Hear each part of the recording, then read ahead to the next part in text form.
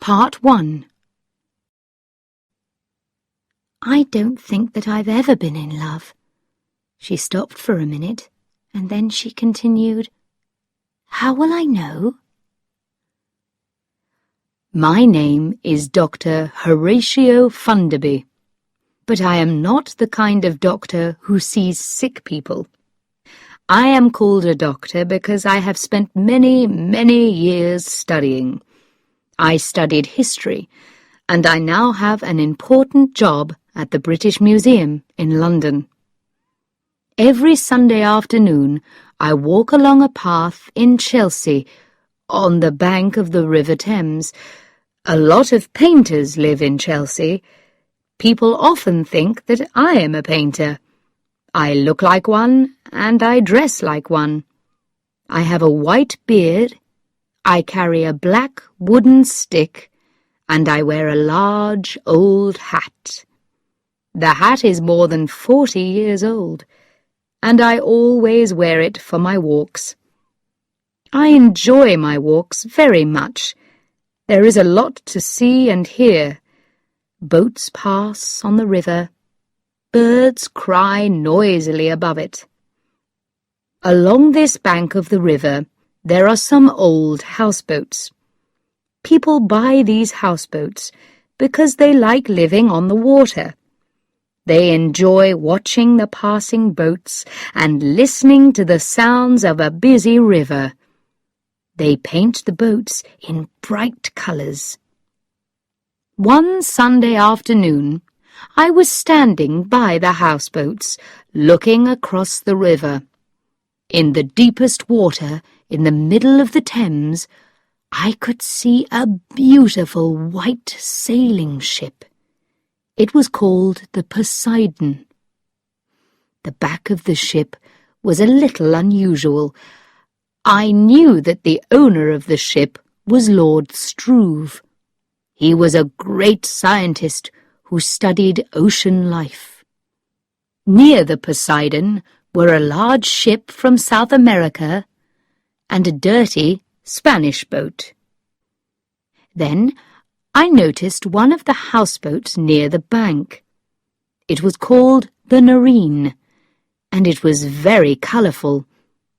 The boat was grey, but parts of it were painted in bright colours. The door was blue, and the large wooden cover in the floor of the front deck was bright red. There were some steps going from the boat to the bank of the river. These were painted blue, like the door. I saw a young girl trying to push back the cover. She wanted to get out, and she was halfway out of the hole, but she had a problem. She saw me.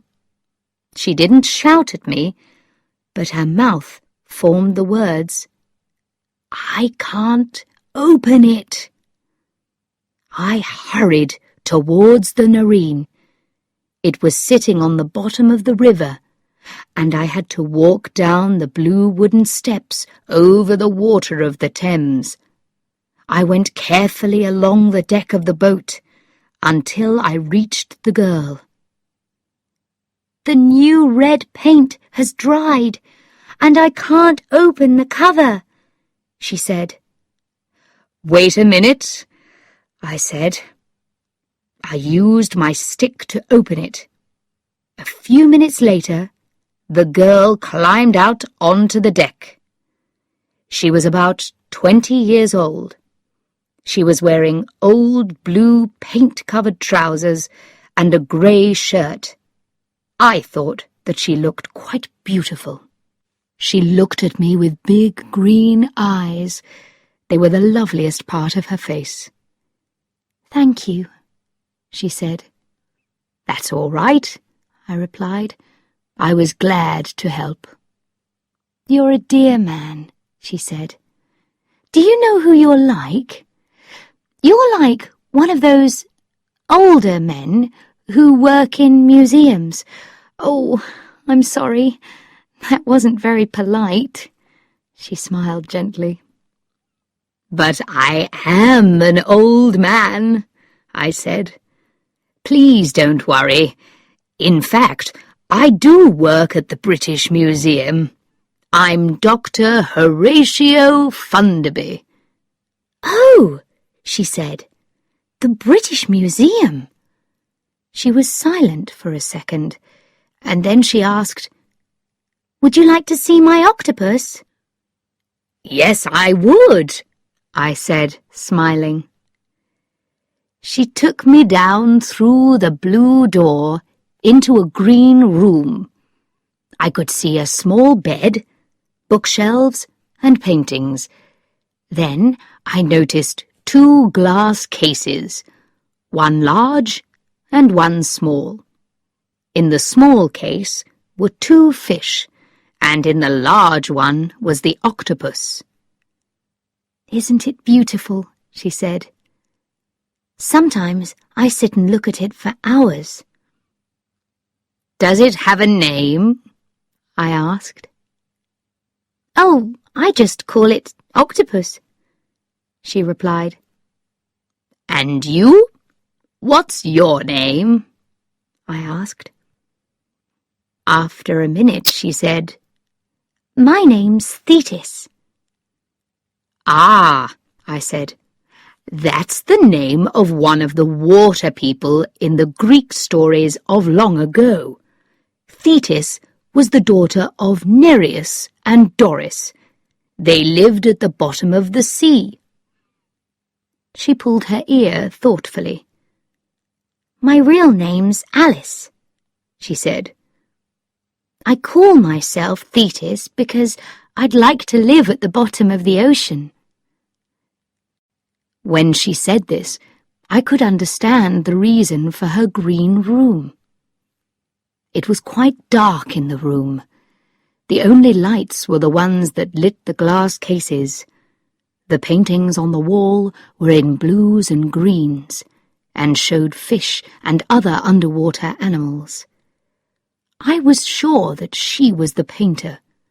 She was almost a water child herself, with her small nose, large eyes, and pretty short brown hair. "Would you like me to sing for you?" she asked. "Oh, please do," I replied. "My song's called The Silver Swans," she said. She sat down, closed her eyes, and sang in a sweet, gentle voice.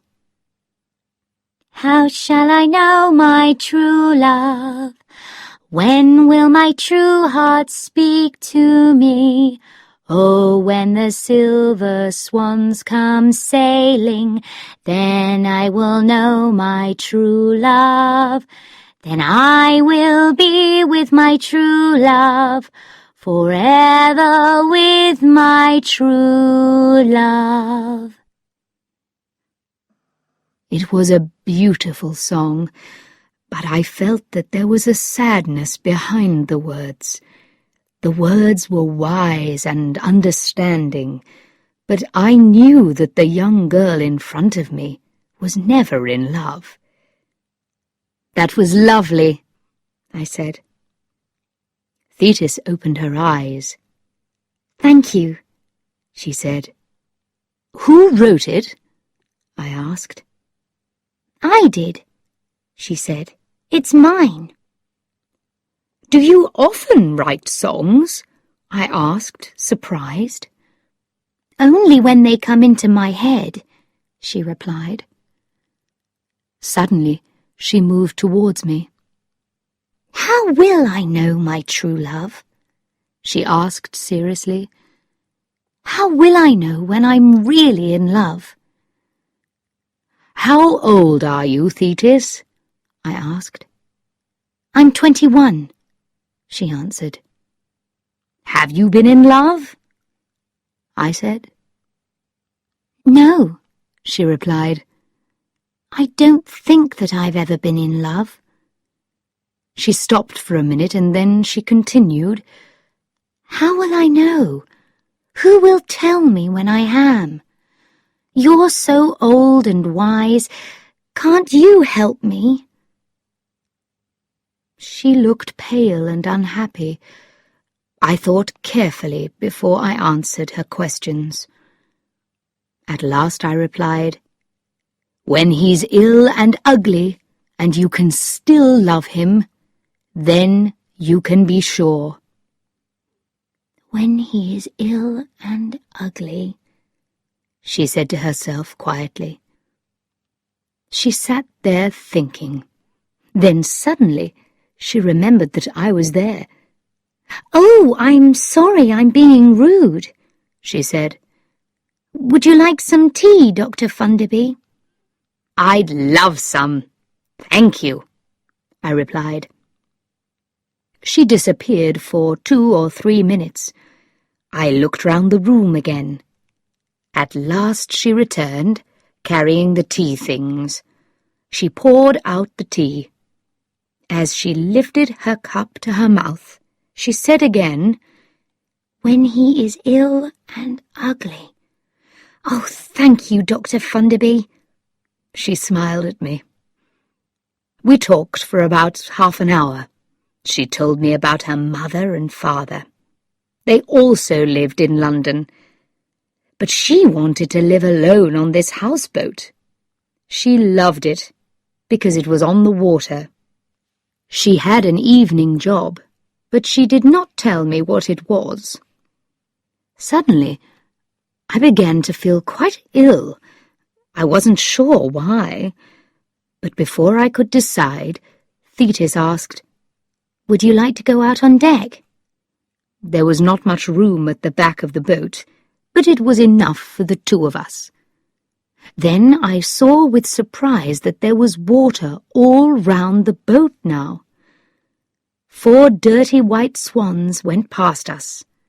Their feathers were dirty with oil from the river, and their eyes looked very unfriendly. Thetis looked at them. I said, smiling, "Perhaps they're the silver swans in your song. Perhaps you're going to meet your true love." She only said, "These swans are a dirty grey silver." Then a small wooden boat came up to us. There was a tall, strong man in the boat. He looked about 35 years old. He was wearing a blue sailing shirt and dark blue trousers. He had black hair, a beard, and bright blue eyes. "Hello!" he shouted, and his white teeth shone against his dark beard. "Have you some cotton to mend my trousers? I caught them on a piece of wood." "Yes, of course," Thetis called back. "If you climb up here, I'll mend them for you." The sailor laughed. "I'll do it. I can't tell you where they're caught," he said. "Oh, I understand," Thetis said, smiling. Then she went to find the cotton. When she returned, she put it carefully in a piece of cloth. Then she threw the cloth into the boat. The sailor caught it. "Clever child," he said. "Thanks very much. I'll be quick." He moved the boat away and then tied it up next to another boat. We watched as he mended his trousers with his back towards us. While we stood there, a large boat went past. The Nareen started to go up and down in the water. I suddenly felt very sick. Thetis saw my face. "Oh, you poor man," she cried. "I forget that moving boats sometimes make people ill. Come with me. I've got a bottle of medicine. It will soon make you better." She helped me down into the green room and sat me in a chair.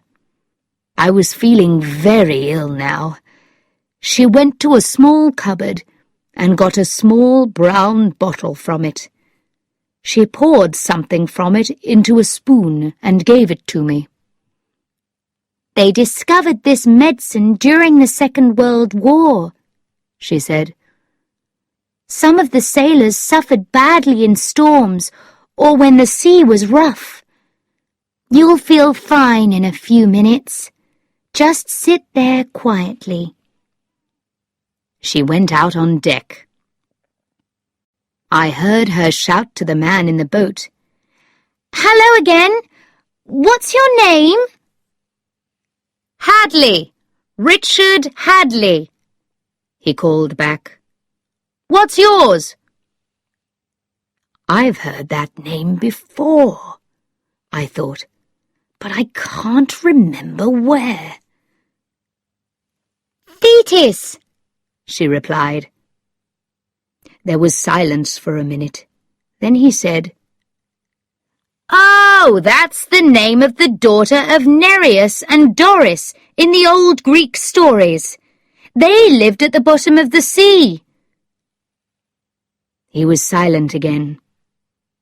Then I heard him call, "Where's your father?" "He isn't my father," Thetis said. "He's an old man who's visiting me. He's feeling sick, so I've given him some medicine." I heard the laugh in the sailor's voice as he shouted, "What?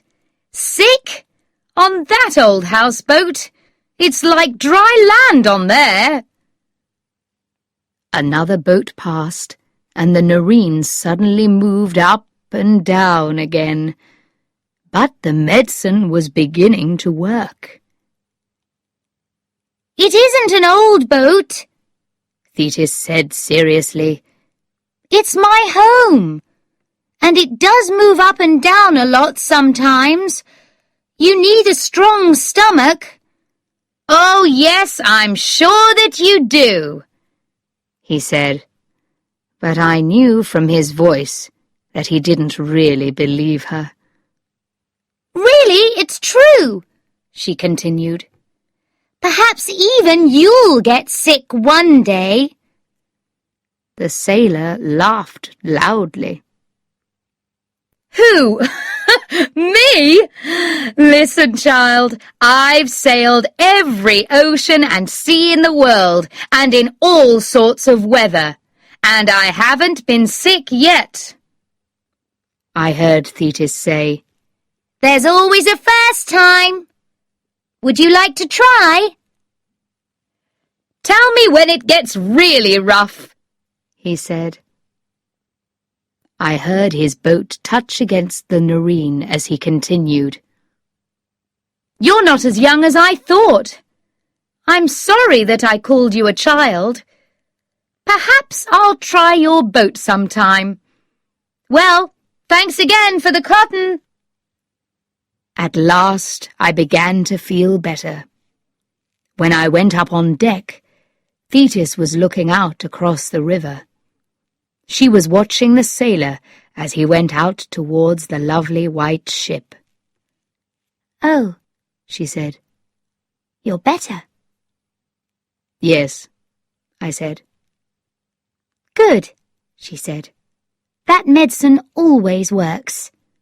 Then she added, "He said some very unkind things, didn't he?"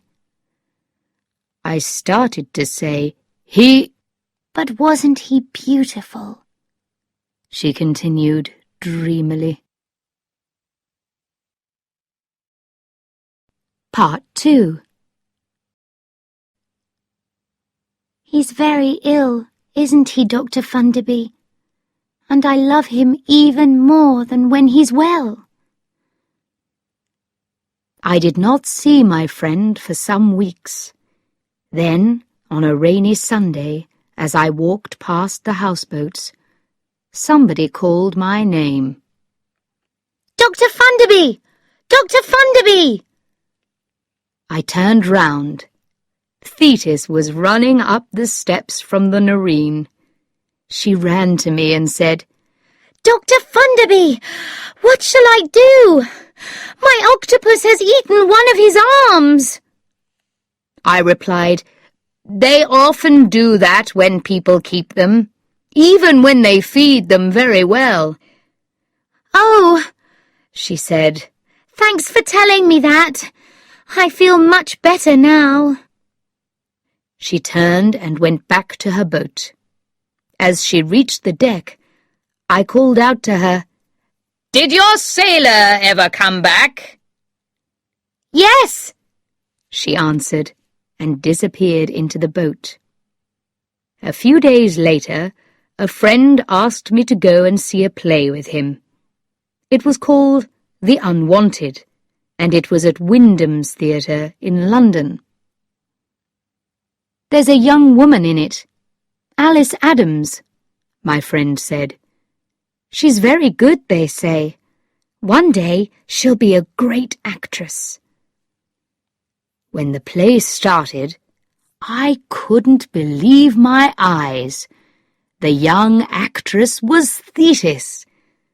I remembered then that her real name was Alice. So this was her evening job. It was a sad play. Thetis played a young girl who falls in love with an older man. In the end, he leaves her, and she kills herself. Thetis played the part with deep feeling and understanding. It seemed to me almost that she was the poor girl. I cried for her at the end of the play. The next Sunday, I visited her on her boat. There was now another glass case in her room. There were 2 large fish in it. She was sitting in front of the case, watching them. She got up to get the brown bottle. The boat was not moving much, but she gave me some of the medicine, and I drank it. "My dear," I said, "why didn't you tell me who you were? I was at Wyndham's last week." "I did tell you," she said. "This is the person that I am here. This is the person that I really want to be." "You played the part very well," I said. "I cried at the end. How can you put so much feeling into the part, night after night? How can you show all that pain and unhappiness if you have never been in love?" She thought for a minute, then replied, "That's the other side of me. I just do it." She saw me looking at the glass case. "He gave them to me," she said. "The sailor?" I said. "Yes," she said. "Where did he get them?" I asked. "From the bottom of the river," she answered. "Did he? How?" I asked. "He went down and looked for them," she replied. "Now I remember who Richard Hadley is," I thought to myself. "Does she know? And will her heart break like the heart of the girl in the play?" "Is he in love with you?" I asked. "He laughs at me and says unkind things," she said. "Does that mean that he's in love?" "And you?"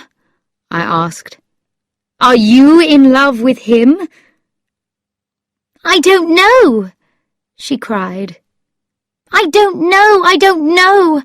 Oh, Dr. Funderby, I hate being young." She put her head on my shoulder and started to cry. I tried to find the words to make her better. The next Sunday I went for my usual walk. It was very windy and the river was rough. When I saw the Nareen, she was moving from side to side. Thinking of Thetis, I hurried towards the boat.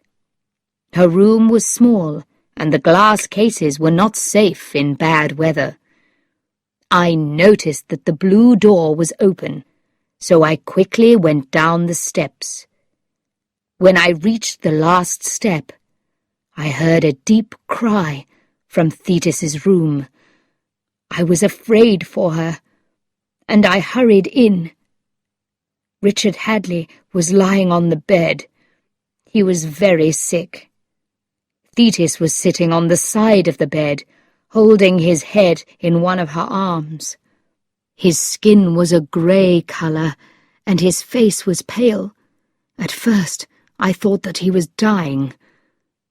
Then the boat moved suddenly. I understood then why he was like this. "Thetis!" I cried. "The medicine! Quickly! Where is it?"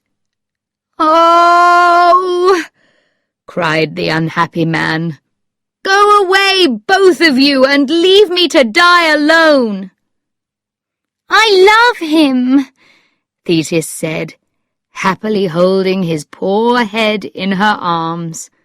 "Oh, now I know that I love him. He's very ill, isn't he, Dr. Funderby? And I love him even more than when he's well." I went to the cupboard where Thetis kept the brown bottle of medicine. It was locked. I looked at Thetis. She looked sad. "He refuses to say that he'll marry me," she said. Then she added, looking down at him, "I don't mind being a poor sailor's wife. When you sail away, I'll come with you. We can sail round the world together." I almost laughed at her words.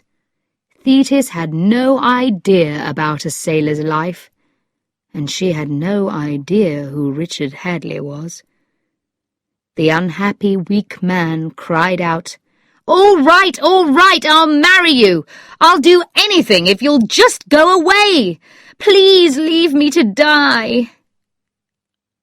I was beginning to feel very ill myself, so I cried, "Thetis, you cold-hearted girl, give me the key now.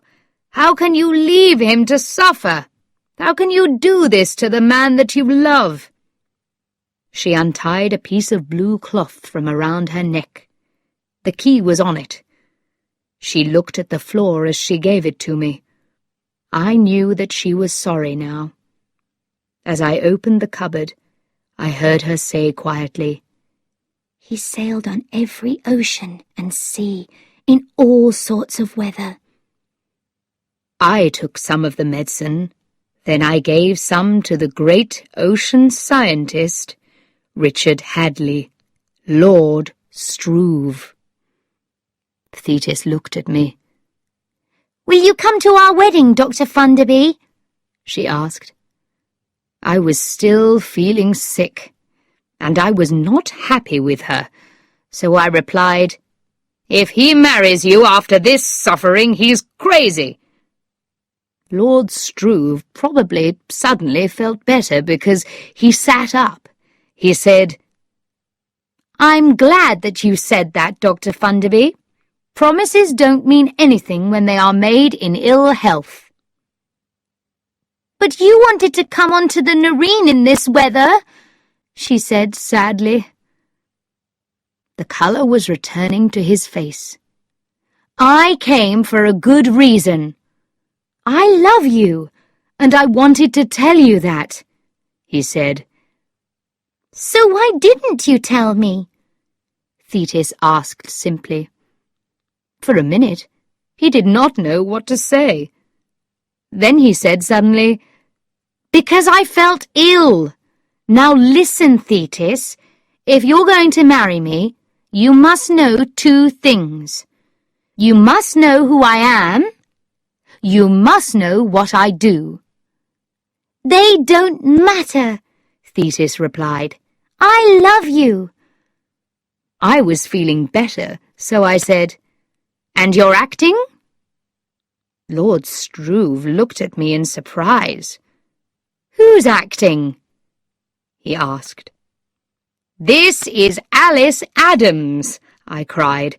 "She's been in the play The Unwanted at Wyndham's for the last 2 years. He looked at her. "This child?" he said.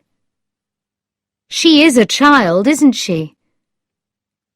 Thetis moved her head in a silent yes. But I said, She's England's best young actress, and she's 21. He stood up. Yes, he cried. I remember reading something a long time ago. I've just come back from the Galapagos, he continued. I haven't heard anything about England for nearly 2 years. Thetis jumped up and ran to him. Oh, please take me there, she said in an excited voice. All my life I've wanted to go to the Galapagos. Can sailors take their wives with them when they go? Lord Struve cried, I'm not a sailor, Thetis. I'm a... He stopped. He found it difficult to say. I'm a lord, he started again. I'm a kind of ocean scientist. I do a lot of my work underwater. But you're acting... Before he could finish, Thetis said, It doesn't matter. I never wanted to be an actress. I only do it for the money. I can buy octopuses and live on the Noreen. Do you know what a good octopus costs? Lord Struve held both her arms. Thetis, can you be serious for a minute? Do you really mean that you'll give all that away for me? Of course, she replied. More than anything in the world, I would like to walk with you on the bottom of the ocean, near the Galapagos, because... She stopped for a minute, thinking. Because I'm sure that I love you. Dr. Funderby showed me that. For another minute, Lord Struve held her 2 arms, while he looked up with a very happy look on his face. He seemed unable to believe what he was hearing. And so the song of the Silver Swans came true. Thetis, the water child, married her Lord of the Sea, Richard Hadley. I still walk along by the River Thames, but I don't enjoy the walk as much as before. Lord Struve, his wife, and her octopus have gone away to a beautiful island in the Pacific Ocean. There they work together with the wonderful undersea plants and animals around them. A family have bought the Noreen, and they have painted her a dark brown colour. They have changed the name to the Nelson, after one of the greatest British sailors, Sir Horatio Nelson. I pass her every Sunday, and a washing line goes from the back of the boat to the front. It is filled with washing, the clothes of small children, and I think, as I go past, do they have strong stomachs like Thetis, or did she give them the name of that wonderful medicine in the brown bottle?